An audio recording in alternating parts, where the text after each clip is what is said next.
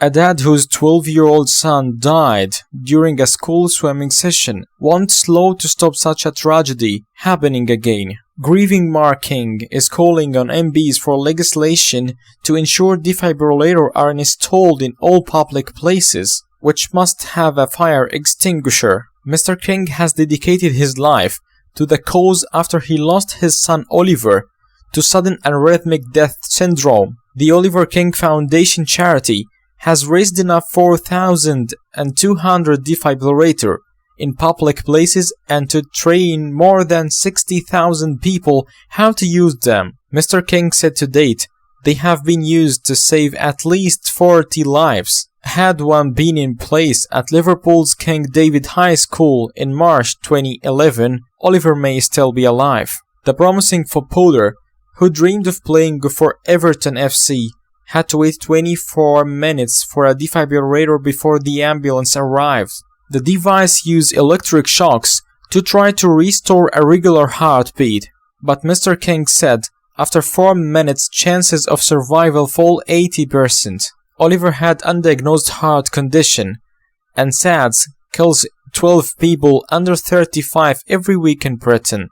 The boy's death shattered Mr. King. He said, "There is one word that comes with this. When you get that phone call, it is devastation that never goes away."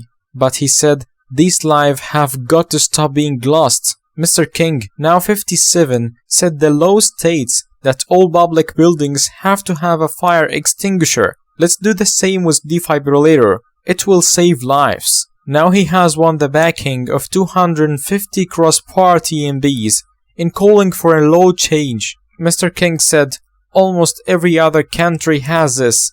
France has just done it, but we were the last once again." Oliver's heart attack came out of the blue. He seemed healthy. We couldn't understand why.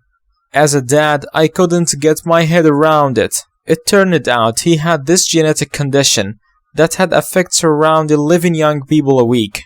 It is to do with the electrical system in the heart not working properly. The only thing that can restart it is a defibrillator. No amount of CPR will work. As a dad, I can't sit back and do nothing if I could help others. Car salesman Mr. King said ideally we want defibrillator in every public building by 2020 and for them to be placed by the fire extinguisher. We are fighting for the government to legislate for this.